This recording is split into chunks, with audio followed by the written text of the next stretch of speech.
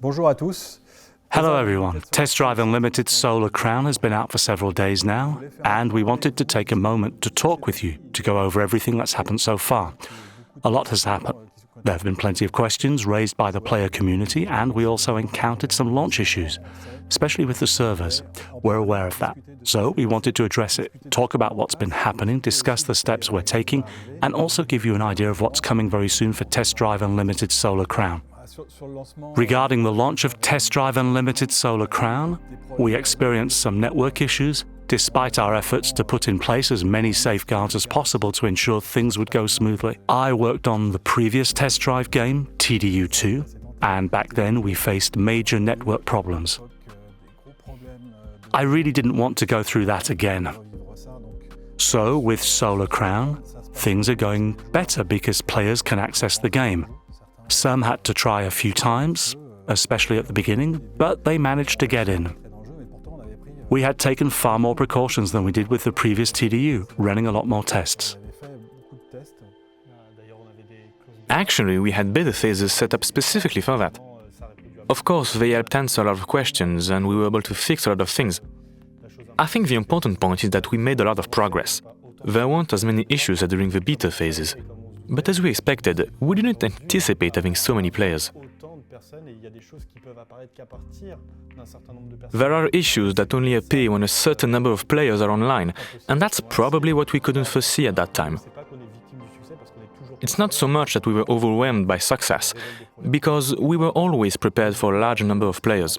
But it did reveal problems that we couldn't detect before. So right now, that's what we're working on fixing. A lot of things will be coming with the week 1 patch, which is what we call it internally. It's essentially the patch that's coming very soon. It's going to address a lot of server-side issues, as Alain mentioned. And during maintenance, we've already been able to fix some things server-side. But now, we need to make bigger fixes that we call client-side correction. Those are issues in the game itself. So these are big changes that are coming soon. The closed beta definitely brought us a lot of valuable insights. But having a large number of players also had its own impact. Having so many players obviously brought us to a point where we had to address certain issues in real time, issues that we only could see once we reached that stage. And there are things we've been able to fix on the server side, which is what you've likely noticed during the maintenance periods, or when there were spontaneous disconnections, those sorts of things. These are issues we continue to work on, and it will be an ongoing process.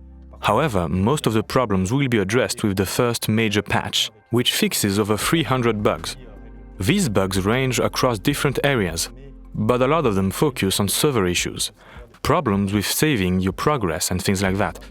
These are major pain points, small but impactful issues that can be very frustrating, especially when they keep happening during your game sessions. It will be fixed with this first patch. Since the game's release, we've been gradually improving the server side, which is crucial for the game step by step. But this patch will fix a lot of in-game issues and bugs, and at the same time, it will be synchronized with a major server update that will also resolve many connection problems. It's really important to understand this, and this is super important, that even though we have this huge patch, there's a delay before we can get it. It needs to go through testing, which is a major step, and it also has to be approved by the console manufacturers, obviously, for them to give us the green light. Of course, we want to deliver it to you as quickly as possible, but it has to be tested to ensure the highest quality. That's just part of the development process. So the patch doesn't just come with bug fixes, there are also improvements to the game. Of course, I think one of the biggest challenges right now is optimization. As you've noticed, there are some small performance drops. Initially, with this first patch, we'll mainly focus on all consoles and platforms, but the emphasis will be on PC. Overall, you can expect a better experience soon. A second patch will come a little later that will specifically address issues on the PS5. We know we are currently experiencing performance problems on the PS5, particularly with lower graphics quality. All of that will be included in a major patch for the PS5. Which is separate from this first patch because it's obviously much larger, more involved, and requires more testing. But it is coming, and it's coming soon as well.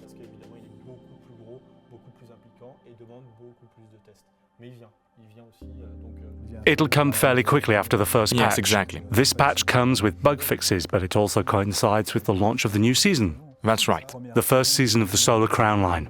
Exactly. As you can see, everyone was a bit hyped about the arrival of the season and the dates in the Solo Hotel, because those were the dates we had planned. So, as we mentioned, the patch actually contains more than we initially anticipated, and it specifically fixes some things related to the season. With the slight delay we have on the patch, we'll align the season launch with it, so when the patch arrives, the season will also start, along with the live events, the Solo Crown Live, which will kick off the Solo Crown competition. So, it's a small delay, and you'll see that, in the Solo Hotel, you'll need to take a little extra time and be patient to possibly win the new car. Well, yes, to win a Solar Crown Live. Exactly. We've seen in the gameplay habits and feedback we've received from players that there's a somewhat frustrating aspect for some of them of always encountering other online players.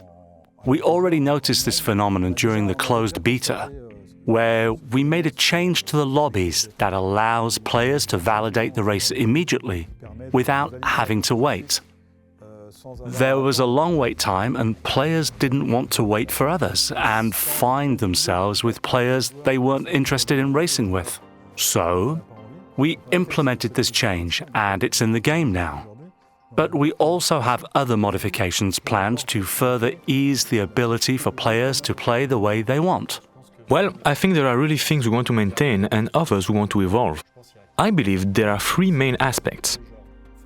First, there's the end-of-life phase, moving the game toward this offline dimension where it can be delivered. Then there's the solo mode, as you mentioned, where we mainly want to focus on races because we know that the core gaming experience of TDU is, after all, racing. People join even though they enjoy free roam, etc., but to progress, they need to participate in races. So, we want to make that experience as straightforward as possible. Thus, having a solo experience makes sense, and we want to offer that. On the other end, the third aspect is that we are still in an MMO, and we want to maintain that MMO dimension in free roam and in the hubs. This means fostering player interactions and continuing to encourage that. If we want to do it in the races, of course, we'll have the option to wait for other players. It really depends on each player's preferred style of play. We need to allow that flexibility in TDU. If someone prefers to progress in races in a more solo manner, they should be able to do that, and we'll be able to facilitate that soon. Playing with friends. Playing with your group of friends, or really waiting for PvP in races. And in any case, there are game modes like Time Attack that are solo experiences. There's Rocket, which is definitely multiplayer. And then there will be the first season of Solar Crown Live, which is really PvP. We've also been asked whether the game will support crossplay. That's something we've considered since the early design stages of the game. It's not really a technical problem because technically the player data from different platforms, whether on PC or console, can be mixed fairly easily. The challenge lies more in respecting certain constraints, such as between consoles and PC. There are many factors we need to be mindful of. For now, we prefer to concentrate all our efforts on the server side to ensure that everything works well in the main game.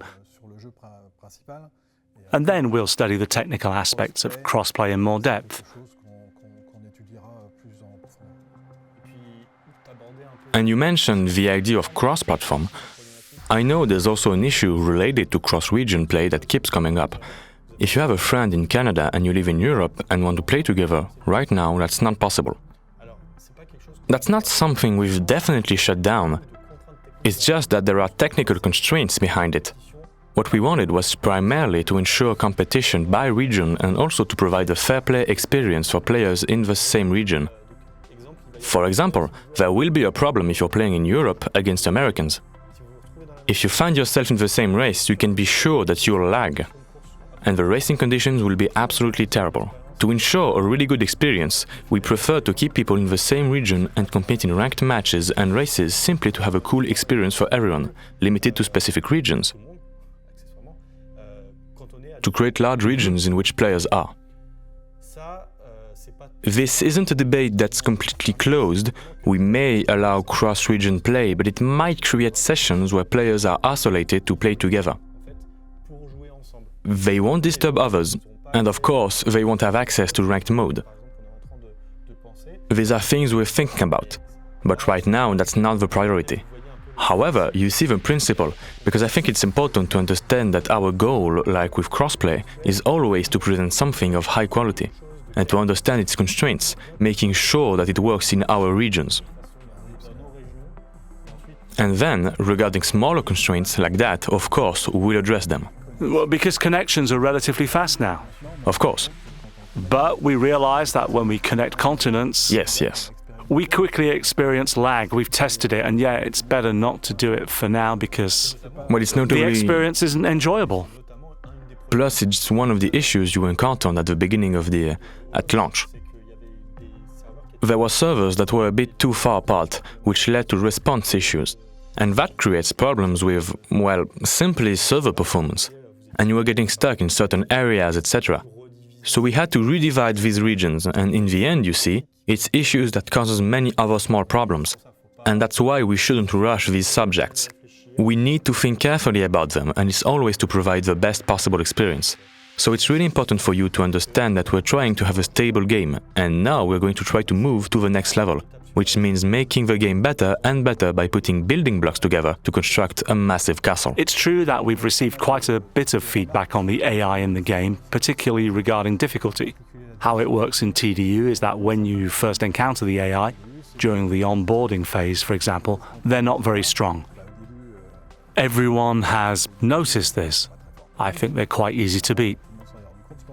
We have a ranking system that assesses the player's level, and as you progress in races, when you're playing against a lot of AI in a solo mode, the difficulty of the opponents in the races adjusts to the player's level. So when you're in first place, because it's easy at the beginning and you keep finishing first, eventually you end up facing expert level AI, and it becomes much more challenging to win. In fact, yeah, that's exactly it. We essentially do the same thing as what happens in ranked matches. It's an ELO score. And you're racing against the AI based on your position in the race. Yeah, the ELO system is the ranking system we use in chess, for example. It's the same system. It allows us to assess the level of all players relative to one another quite simply and quickly. Exactly. The stronger you are, the fewer points you earn when you win against someone weaker, and vice versa. It's a system used in chess, very smart, that quickly evaluates the differences in players' levels. This is a system we use for ranked matches among players to evaluate player levels and help them progress through the leagues. But it's also a system we use somewhat behind the scenes to assess AI levels in relation to players. Because the issues are relatively the same, we want to provide a challenging experience for players that's tailored to their level. It's exactly what we do in multiplayer, providing an experience suited to each player's level. We wouldn't match diamonds with bronzes. That would make absolutely no sense. Similarly, we want to make sure you're playing against AI that always keep things interesting, so that there's a challenge.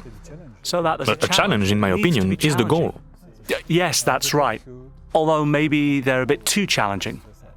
Right now we have a slight balancing issue, but it's mainly because there are many aspects of the AI we can improve.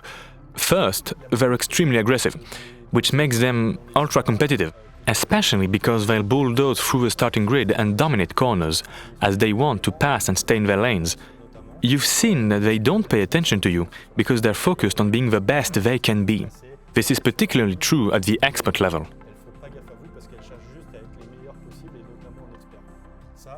That can be a bit hardcore. It can be a bit hardcore. Currently, there's a parameter we've dialed back at first because we wanted to ensure our AI performs well, so we kept it.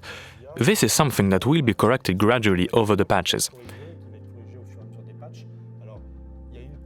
As we've communicated, there's an initial patch that will adjust the balancing parameters to simplify the difficulty of the master AI.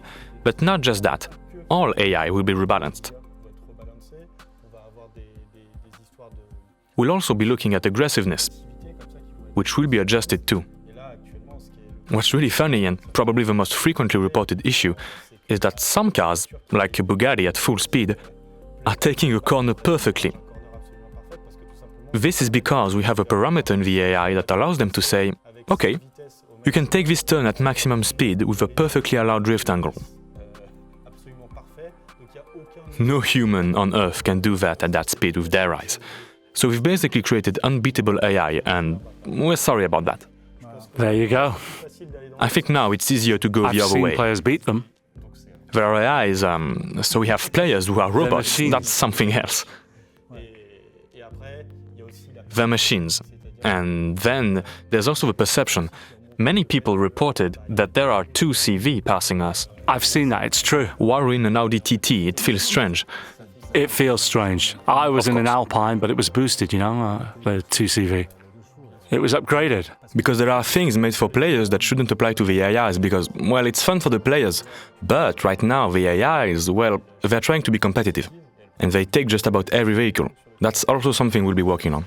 Yeah, it's true that the upgrades on the 2 CVs are crazy. They're really intense, mental. Yeah. So it is weird to be overtaken by a 2 CV.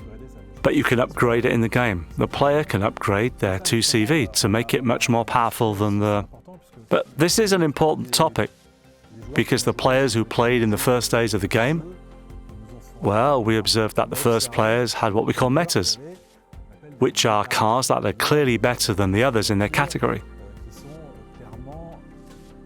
So, well, that's an important point. Test Drive Unlimited Solo Crown is an MMO, and as an MMO, we will need to make adjustments to the game. Sometimes we call it nerfs, things like that. Buffs. Buffs, exactly. We'll rebalance the game. It's important to communicate this to our players, since it's part of the life cycle of MMOs. At some point, certain cars will be stronger, and after an upgrade, they might be less strong, or better balanced compared to other cars. So, that talks about the cars as they are in the game, but also the upgrades that might make some cars too powerful. So this will be part of the changes made over the course of the game's updates. Of course. Game updates are super important. It's a crucial concept in MMOs to have a game that adapts based on what the player experiences in the game. And we're not against the principle of meta. It's also because the experience is challenging, and because people are looking for tricks to win against the AI or other players. Which is really interesting. It's exactly what we wanted to create. Players who are so engaged that they search for what the metagame is. However, it needs to be shaken up. It needs to be. It needs to change, be corrected, modified, and evolve over time. Maybe sometimes the Audi TT will change categories. Or maybe it will have slightly less powerful upgrades one season. Maybe next time it will be for the Bentley. We might also nerf the AWD, because we know that in all racing games, AWD performs better. Center differential, 4-wheel drive on the starting grid, it's really significant. It grips well. It really performs well on the corner exits. They face fewer constraints in the game. Perhaps the race restrictions also need to change a bit to allow for races between RWD and AWD to improve the balancing within the races themselves. There are plenty of options. We're not closing any doors, and I think we need to make changes. Just like with the Paladins. It's like the Paladins, and that will change every season, of course. Yeah. Plus, we're getting more and more cars, so there will be new balancing. So, following the problems we had with the servers at the game's launch, well, we've corrected a lot of issues, and hopefully we won't have any more. We've fixed all the network problems, but that said, for the players who were there on the first days, it was complicated, and we want to offer them compensation. Yeah, well, a nice compensation. I think that right now we don't exactly know what we want to do. We're still discussing it among ourselves. The goal is, what takes time right now is not so much to give it to you, but to provide you with something that matches what happened with the servers. Of course, it won't be 1 million solo coins. We know that would just ruin your experience. We're looking for something that makes sense in a TDU context, so that's coming. And then, well, there's also content that's coming. Right now, we're only at the first season, and the first season hasn't even started yet. So there are going to be a lot of things happening in the first season. Live events, the Solo Crown Live, so a lot of content is coming. And then behind that, well, Ibiza. Ibiza in season 2. The arrival of Ibiza, season 3. We've already talked about that in the last interview on the last video we made. Season 2, Ibiza. Season 3, the clan war. Season 4, the casino, the return of the casino. There's a lot of content coming to the game, so that's cool.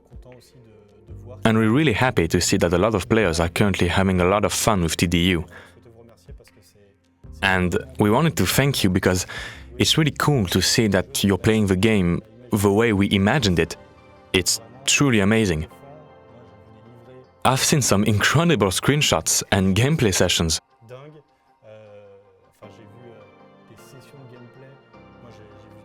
I've seen some streamers I follow regularly. They don't know this, but they're just monsters at driving, and they try hard every day. It's exactly the image of TDU, the cruising that's happening. It's really satisfying to find that in the game. We had connection problems, that's for sure, at the launch of the game. But thankfully, there are quite a few players who managed to play a lot. And what I felt is that they really loved the game. They spent a lot of time in it, truly experiencing natural progression, a lot of enjoyment, and a strong desire to advance. But also for those who know, at least from their comments, they found that test drive unlimited spirit again. And honestly, that's part of our goals.